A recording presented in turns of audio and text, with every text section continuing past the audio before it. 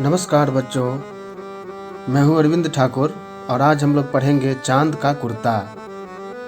हटकर बैठा चांद एक दिन, माता से वह बोला, सिलवा दो माँ मुझे ऊन का मोटा एक झिंगोला। सन सन चलती हवा रात भर, जाड़े से मरता हूँ, ठिठुर ठिठुर कर किसी तरह यात्रा पूरी करता हूँ। कितनी सुंदर सी कविता है। कवि की कल्पना देखिए।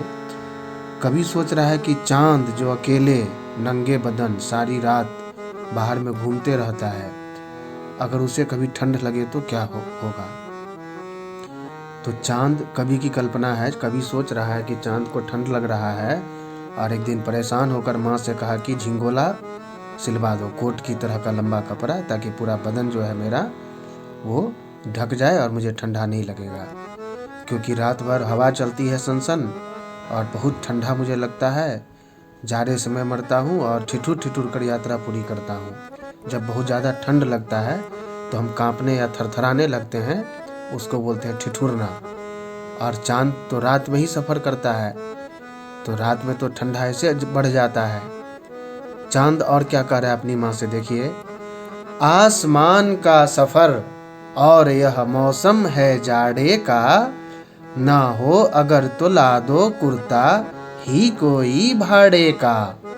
बच्चे की सुन बात कहा माता ने, अरे सलोने, कुशल करें भगवान, लगे ना तुझको जादू टोने।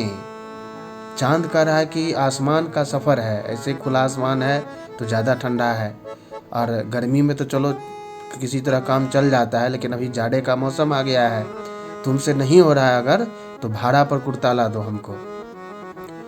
तो माँ को दया लग गया। माँ ने कहा कि अरे बेटा, तुम ठीक कह रहे हो, तुम तो मेरे प्यारे अच्छे बेटे हो, सलोने बेटे हो, और मैं तो हमेशा भगवान से प्रार्थना करती हूँ कि तुमको कहीं जादू टोना न लग जाए, किसी की नज़र न लग जाए, तुम्हारी तबीयत कभी ख़राब ना हो, हमेशा तुम स्वस्थ रहो, तंदुरुस्त रहो। मैं तो यही भगवान से प्रार्थना करती हूँ। लेकिन कुर्ता जो मैं तुम्हारा नहीं सिलवा पा रही हूँ, उसके पीछे एक समस्या है, जिसकी वजह से मैं नहीं सिलवा पा रही हूँ। तो चांद ने कहा क्या समस्या है?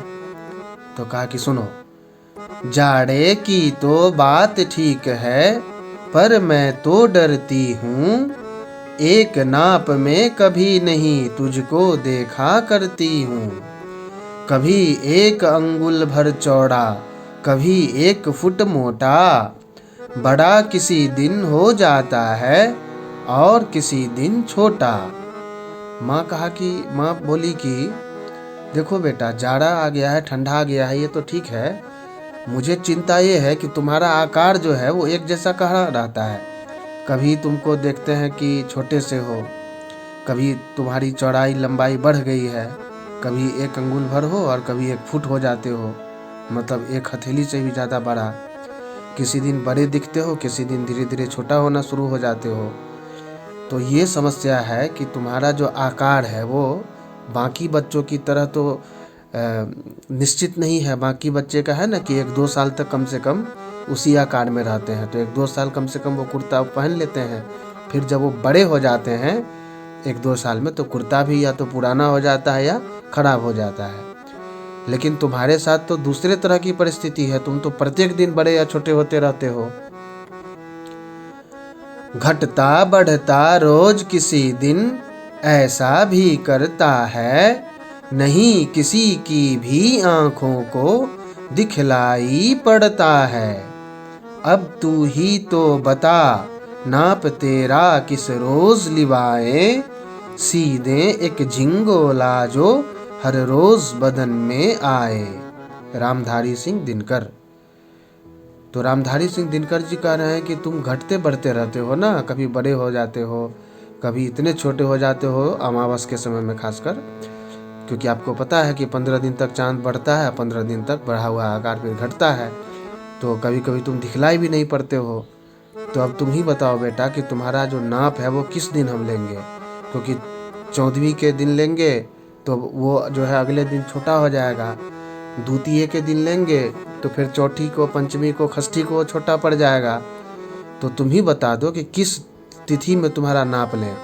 अगर पूर्णिमा की तिथि का नाप लेंगे तो बाकी दिन तो तुम्हारे शरीर से बहुत बड़ा हो जाएगा। इसीलिए मैं तुम्हारे लिए झिंगोला या कुर्ता नहीं सिलवा पा रही हूँ बेटा, लेकिन मुझे तुम्हारी चिंता लगी रहती है, इसलिए मैं भगवान से प्रार्थना करती हूँ कि सब कुशल रहे, तुम्हारे साथ कुछ ऐसा वैसा ना हो। भगवान पर भरोसा रखो, जब आज तक कुछ नहीं हुआ है बेटा तो आगे भी कुछ नहीं होगा। तो ये रामधारी सिंह दिनकर जी की कल्पना है कि चांद को अगर ठंडा लगेगा तो वो माँ से कैसे शिकायत करेगा। उसके ऊपर हम लोगों ने भी चर्चा की इस कविता के माध्यम से। पाठ संबंधी प्रश्नोत्तर लिंक बनाकर साथ में डाल दिए गए हैं, आप चाहें तो उसे प्राप्त कर सकते हैं वहाँ से। अगले वीडियो में बहुत जल्दी मुलाकात होगी, तब तक के लिए नमस्कार। अगर आपने हमारे YouTube चैनल को अब तक सब्सक्राइब नहीं किया है तो आपको यहाँ सब्सक्राइब बटन दिख रहा है, इस पर आप क्लिक कीजिए और हमें सब्सक्राइब कर लीजिए। और साथ ही साथ इसके सामने एक नोटिफिकेशन बेल आ रहा है, इसे भी आप इनेबल कर दीजिए ताकि आपको तुरंत नोटिफिकेशन मिले जब भी हम कोई नई वीडियो अपलोड करें।